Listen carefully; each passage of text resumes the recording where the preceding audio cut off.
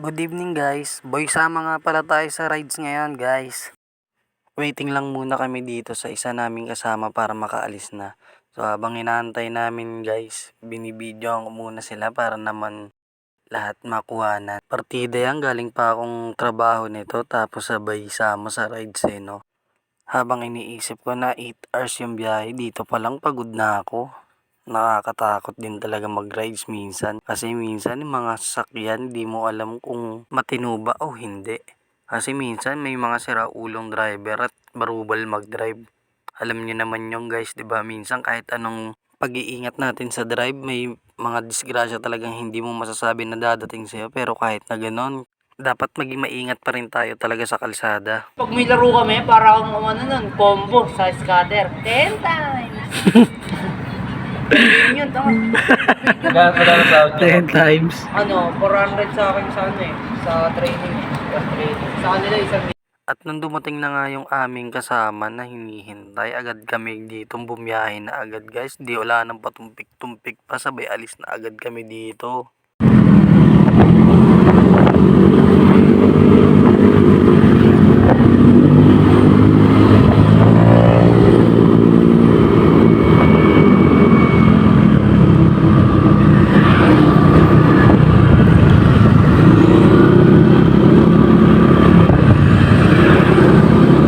malaki.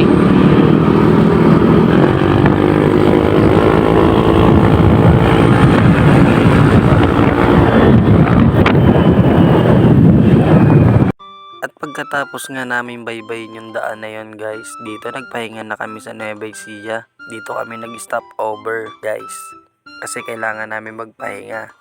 At dito guys makikita nyo si Marco Stephen guys, ang player ng UFC. At dito nga guys kailangan namin magkape para magising kami sa biyahe guys. At ayan nga po yung binili namin. At dito nga guys agad-agad na rin namin tinimpla yung kape guys. Ayan no, kapag babiyahe ka talaga ng malayo, di mawawala yung kape na yan. Dahil ayan yung isang kasangga mo para magising ka sa katotohanan. Hindi, joke lang. Kailangan mo talaga magkape para magising ka habang nagdadrive. Kita mo naman yan, kailangan nyo talaga yan sa long ride guys, lalo na kapag hatawang kayo. At dito nga agad na kami lumabas para makita na ang haring araw guys. Ayan, taan nyo naman yan. At dito nag-Joseph break na rin sila. At dito nga pagkatapos na magkape, nagpulong-pulong na sila guys.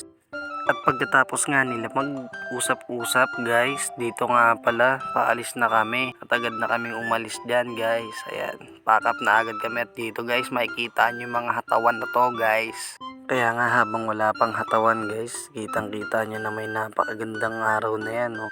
Sobrang sarap talaga bumiyahe kapag madaling araw, napaka solid guys. Makikita mo lahat ng magagandang tanawin, magandang araw, at sariwang simoy ng saging guys.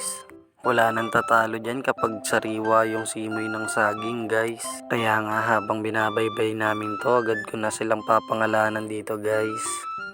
Eto nga pala si Kenjan at Meg. Mag-girlfriend boyfriend nga pala yan guys. At eto naman si Adrian at Lorraine guys. At Mangguya naman yan guys. At eto naman si Limuel at Marco guys.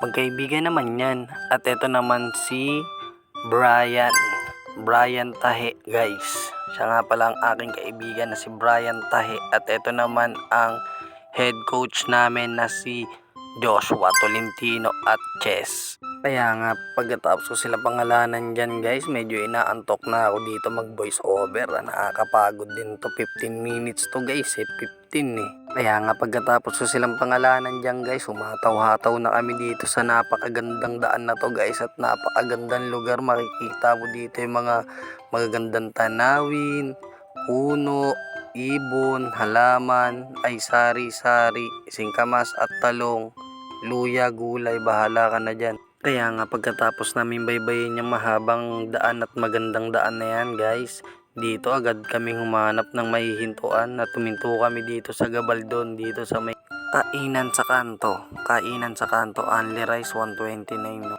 Kaya nga agad akong pumasok dito guys para tingnan yung mga menu nila. Ayan no, ayan nga pala yung mga menu nila. At eto naman yung aking mga kaibigan na mga nakaupo na para bumili ng kanin kasi may baong kami ditong ulam guys. At dito nga guys, umorder na agad ako ng 4 na kanin. Pero hindi po sa akin lahat yan, tag-iisa lang kami dyan kasi bawal kami magpakabusog dahil aantukin kami sa biyahe guys. Kaya dito guys, agad na agad kaming kumain dito guys. Ayan na yung ulam namin guys, adobo nga pala yan. Kala nyo pagpaparis kami, hindi na uy. Kung ayaw mo naman kasi talaga gumastos na malaki, magbaong ka na lang talaga at magluto ka muna. Para kung sakaling gutumin ka at sakto lang iyong dalang pera, may makakain kang ulam guys na hindi ka mahalan, di ba? Man, sarap. Cute mo talagang bata ka. At dito nga guys, may mga souvenirs sila na may binibenta guys. So, Dinggalan at Gabaldon guys.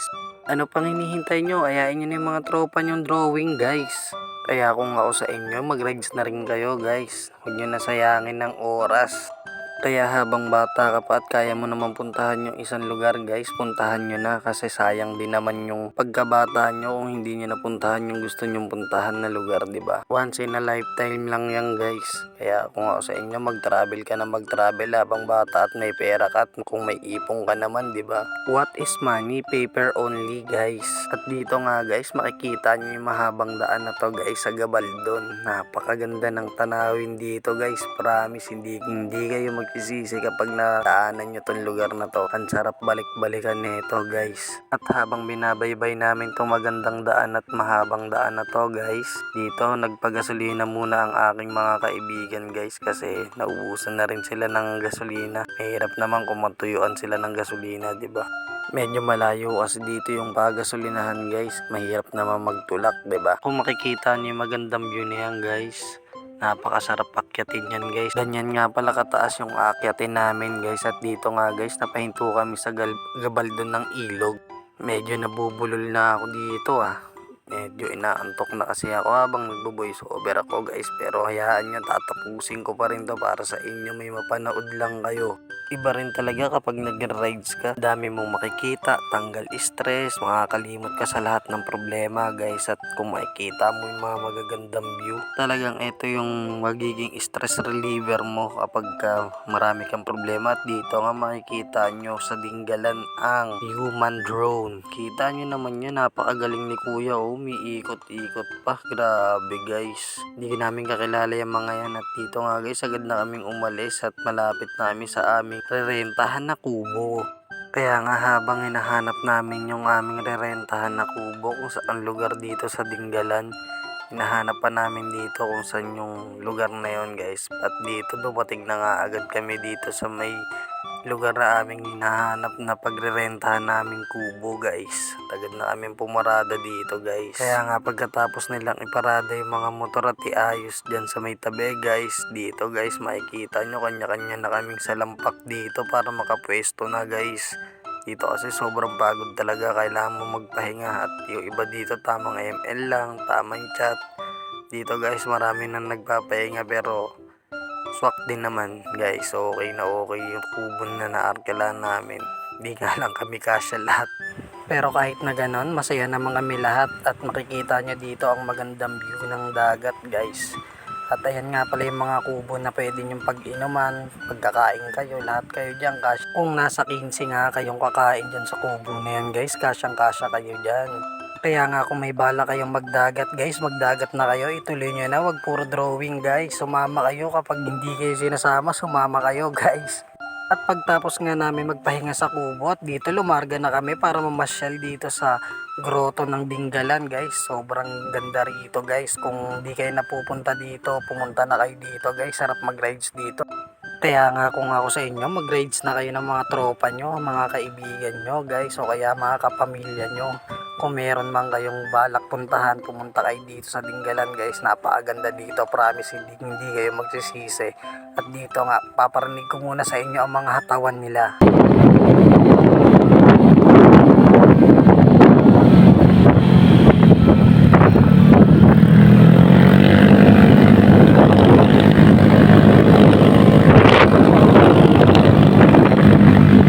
Para matatanggal itong butyon mo, ano mo?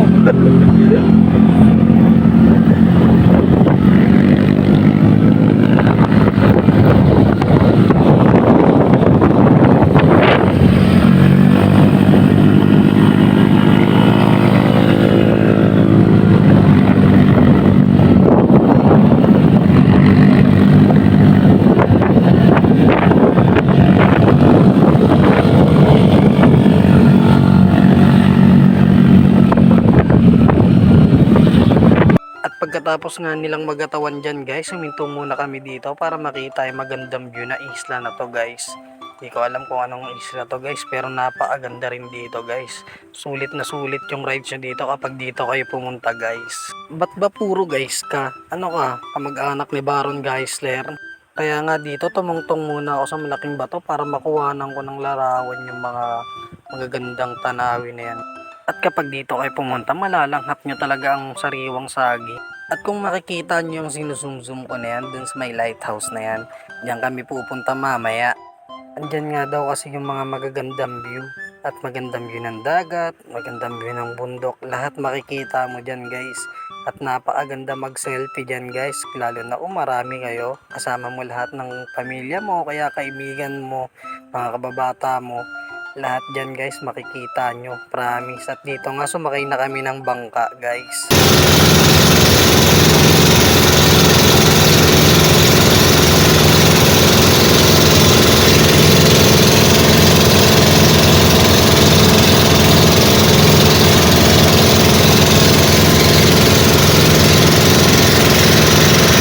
At pagkatapos nga namin sumakay dyan sa bangka guys, agad naman kami dito pumunta sa bundok na sinasabi ko kanina na may lighthouse. Kaya dito guys, napakagrabe talaga ng pagod namin dito guys. Kaya kung ako sa inyo, kung pupunta kayo dito, dapat may lakas kayo guys.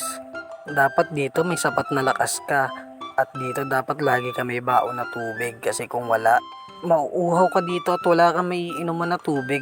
Kahit na pumunta ka na sa taas, wala kang maiinuman na tubig dito guys. Wala ka talaga makukunan dito. Depende na lang sa'yo kung gusto mong uminom sa tubig ng falls dito guys. Kaso di sila uminom dyan. Ginawa nila, nagtampisaw dyan at naghugas sila ng paa dahil sa putik. Kaya nga kung maarte ka at mabilis ka mapagod at puro kaartehan sa katawan, kung ako sa'yo, antayin mo na lang sila sa baba, doon ka mag-antay. Pero kung gusto mo makakita ng magandang view, ay di umakyat ka kung kaya mo lang naman. Kung kaya lang din ang resistensya mo. Pero kung hindi kaya, wag mo na ipilit, baka himatayin ka dito.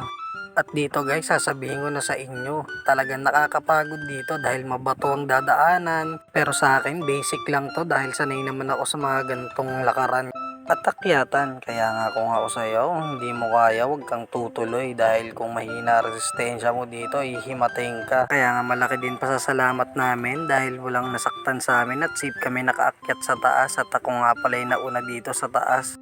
Mga ilan na rin kami dito sa taas guys. At dito, antayin na lang namin yung ibang kasama namin dahil nahihirapan silang umakyat dahil sa sobrang tarik dito guys. At mahirap talagang lumakad dahil mabato at madulas. Kaya nga dito, habang nagpapahinga ako, kinukunan ko na lang sila ng video at inaantay ko na lang sila para makita natin kung sino talaga ang pinakamatibay sa kanilang umakyat. Kaya nga nung nakaakyat na silang tatlo dito, may dalawa pa kaming inaantay dito guys, yung magjowa, si Coach at si Chess. Dito nga yung iba namamahinga na at salamat nakaakyat na sila. Dito inaantay na lang namin yung dalawa at yung tour guide. Bali tatlo sila guys at salamat nga nakaakyat na nga sila dito. At iniwan niya nga yung boyfriend niya na si Tatalino. Kita niya naman may tungkod pa yan no. Bata pa yan pero parang lolo na gumalaw. Kaya nga salamat sa Panginoon at safe kami nakaakyat lahat dito sa taas. At kung makakasalubong nyo naman tong si Tatalino sa bundok, kung ako sa inyo humiling na agad kayo. Yung Nike, yung red, kamuntikan pa makabitaw sa lubid, kawawa naman. At siya nga yung pinakakawawa sa amin guys dahil hindi sanay ito sa akyatan, kaya pagod na pagod siya nang pagdating niya sa taas. At dito guys, namahinga na agad kami dito dahil nga sa sobrang init at sobrang pagod dito, namahinga kami, talagang pahingang malala. At pagkatapos nga namin mamahinga dyan guys, dito papakita ko sa inyo yung magandang view at mapapakanta ka talaga ng wag muna tayong umuwi, tawag ka ni mami. Dahil tinawag ka ni mami, makikita mo yung napakagandang dagat na yan guys. Ayan no. Dito mawawala yung pagod mo. Kaso tatamarin ka ng bumaba. Parang ayaw mo na bumaba dito dahil sa sobrang taas. At ang haba ng lakarin. Eto nga pala yung mountain view deck ko. At pagkatapos nga namin yan sa mountain view deck, at agad na kami sumakay dito sa bangka para puntahan yung kabilang isla. Para makita namin yung kuweba at makapaglangoy na kahit konti. Ito nga sulit na sulit yung pagod mo kapag napuntahan mo na yung magagandang tourist spot. Dito napakaganda talaga, napaka-solid guys. At ito nga yung tourist spot na maraming pumupunta guys. At dito guys makikita nyo yung tubig, blue blue oh.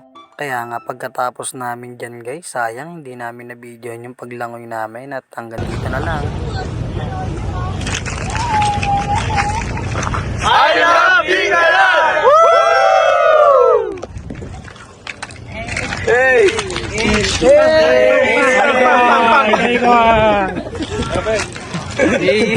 Sabay ko boy!